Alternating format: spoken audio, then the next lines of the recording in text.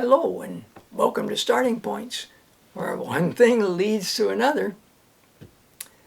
This time I want to look at an inventor, a female inventor. And I've got the book in this brown paper bag. It's a book I used to read aloud to grade 4-5 students, grade 5-6 students. I like it a lot. It's called In the Bag. Margaret Knight wraps it up. And it's by Monica Culling, illustrated by David Parkins. Now, they teamed up on a number of books that dealt with various inventors. This one is a young woman who continues to invent through her life. And I just liked it a lot. I liked her other books a lot too. Now, it has pick the drawing here, and these drawings by David Parkins I just think are amazing. There she is. She's got her left hand to her forehead. This is not working. Trying and trying and trying to build a machine that will make these bags. She's got a toolbox here. Her father, though he had two older sons, gave this box to her when he died. And maybe a little more about that later. Bag Magic by William Carlos Williams. And I said to myself, you know, William Carlos Williams, I read his poetry when I was in college, and they were short, and there's something neat about them. So I'm going to read this poem to you. There never was a bag that stood on its own square feet, waiting to be filled with everything you'd want to carry home. There never was a bag built to carry everything, the hard and the soft, from tins to tarts to tissue, all in the same brown bag. There never was a bag until Margaret Knight invented a machine that turned brown paper into sacks that stand waiting to be filled. And here it is. We've all encountered and used it. The bag. Not always with handles, but that was a nice addition that someone must have had. Now, the first picture shows her as a young lady, 12 years old, and she's gone to the general store. She's buying some nails. She likes to work with wood, and she's in the general store, and she likes the storekeeper, and he likes her, and he's taken a piece of brown paper and rolled it to create a cone shape, folded the bottom of the cone shape up so nothing will fall out, and he's filling it with the nails. It's sold by the nail.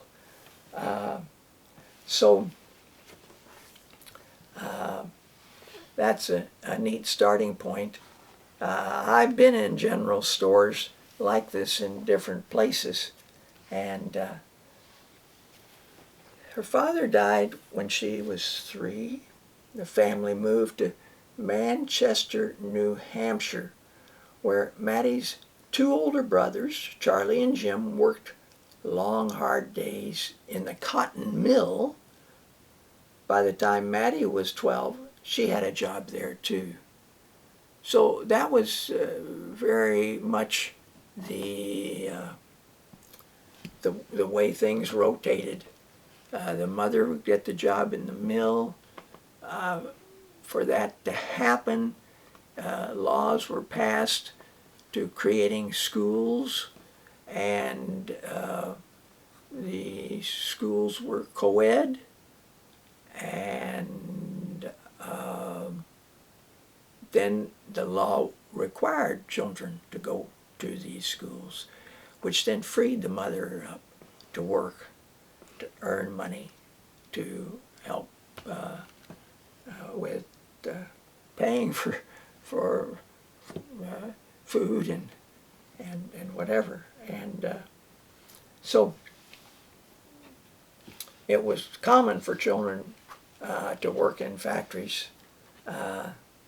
She would often get distracted, though, looking at the machines and seeing how they worked and trying to figure things out. And sometimes the foreman would get back to work, girl. And it wasn't unusual in these mills. The mills had problems. If it was dry, there was always fluff and things going. And sometimes there'd be spontaneous combustion and the fire would break out. They tried to keep them somewhat humid, and for that reason, among other reasons too, I'm sure. And but in the loom room, job that a young person would have would be to send the shuttle running across with a thread that would be played out, and then catch it and step on a pedal that would shift the thread and send it back in the next section, so that a weave was being created. Well, I won't go into all the details on that, but one day, it wasn't unusual, but one day the string would break and the steel-tipped shuttle would come loose and would shoot across the room. It sometimes hit someone working, and not without causing injury often. And so Maddie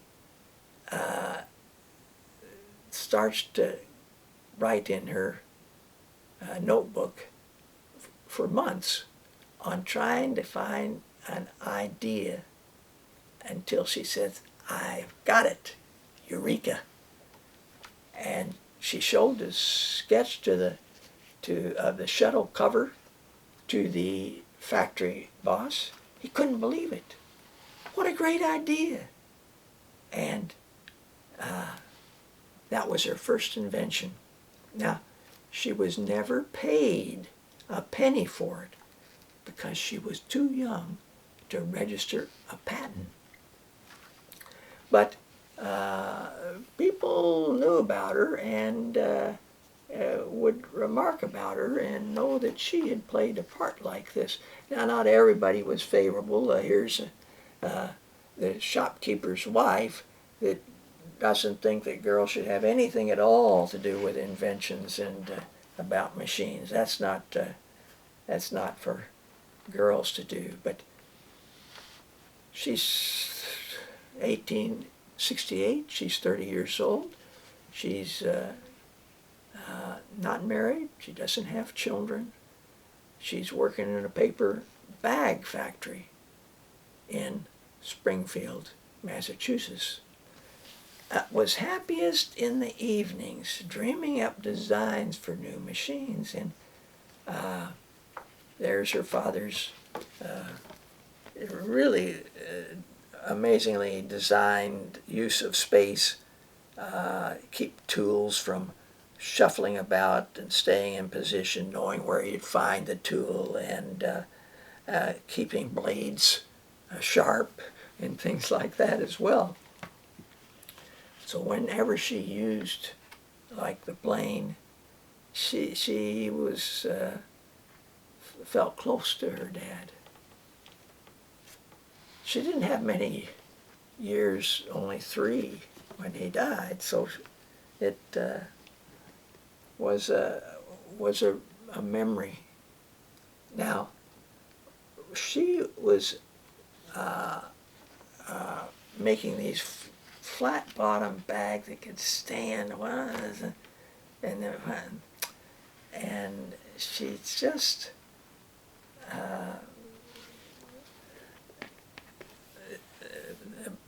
boss complains she's just dragging at work because she's up late trying to figure this all out.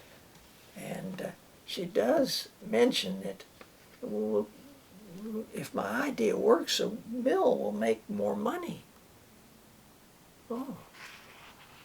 And it took her 2 years to make a wooden model that worked. She watched intently as the machine cut a strip of paper and glued it into a tube. Then it cut the ends and folded them into a square. Presto! Flat bottom bag. Was so thrilled, she turned out hundreds of trial bags. And now, she knew her invention was a good one. It was time to patent it. That way, no other inventor could steal her design and make money from it. But first, she needed an iron model, not a wooden model. It worked. And for that, she needed a machine shop. So she hopped on a train heading for Boston. There she found a machine shop and placed her wooden model on the counter. She laid her design drawing beside it. Please make me an iron model based on this design, Margaret said. Why didn't your husband bring in the invention himself? Asked the machinist. Margaret stood as tall as she was able. Because I am the inventor. Now you can see from this painting that David Parkins, had really captured this man's sneaky thinking that he's doing there, and you know that something's going to happen.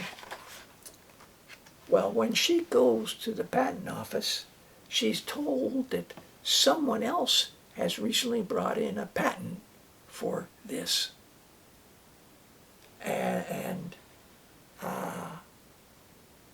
So she was quite surprised. And a man named Charles Annan has registered the same invention. Now Charles Annan knew that no one would believe that a woman could invent a machine, so he felt safe saying the invention was his. He didn't know Margaret Knight. So in the courtroom, he makes this sort of plea. Have you ever heard of a woman inventor? Women don't understand machines. How could a woman invent this machine which works so well? No one in the courtroom did know a woman inventor. Then it was Margaret's turn. I started drawing my plans 2 years ago, Margaret said, showing the court her notebook and diary. The diary entry had the date at the top. It took time to work out the exact folding mechanism, she explained.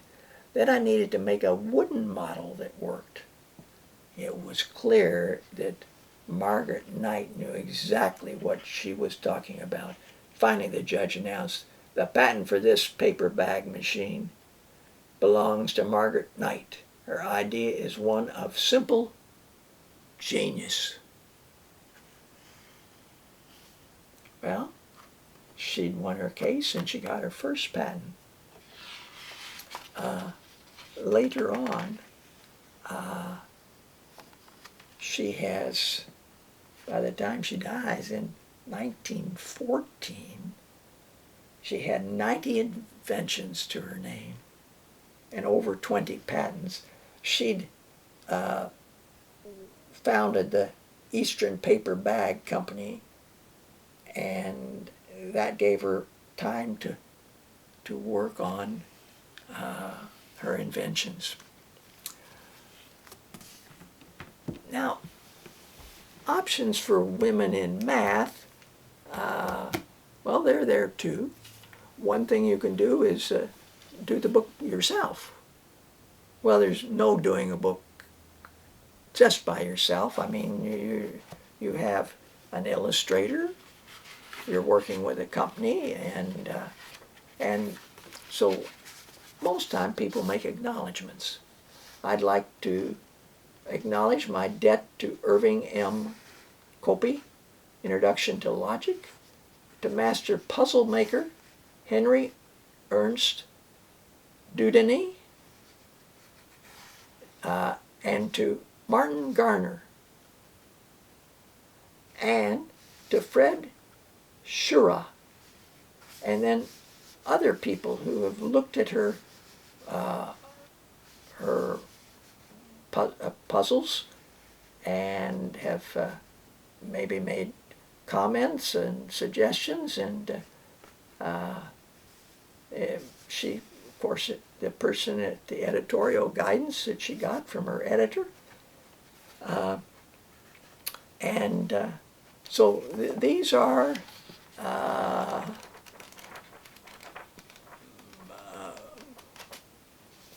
a collection of fantastic book of logic puzzles. I would say they'd be challenging for adults. It looks like it's maybe children's, but it's for older. This is for younger. And another way, if you're not doing it by yourself, you could team up with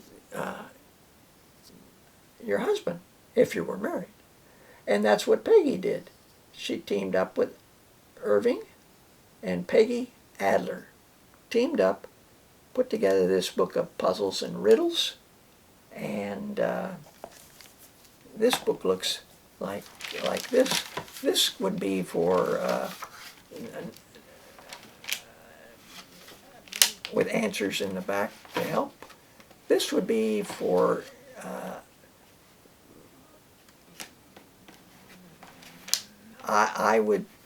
I would say for 6th grade and up. And this book is another option. Sarah Flannery with David Flannery, who's her father. So father and daughter work together. She's written and composed it and organized it, and it's quite detailed and certainly spells things out and very clearly, and it makes the journey step by step in a very logical way, and quite an accomplishment as well. In the next video, I'm going to look at books about codes, because young and old enjoy reading about those things. Until then, thanks for watching, and best to you all.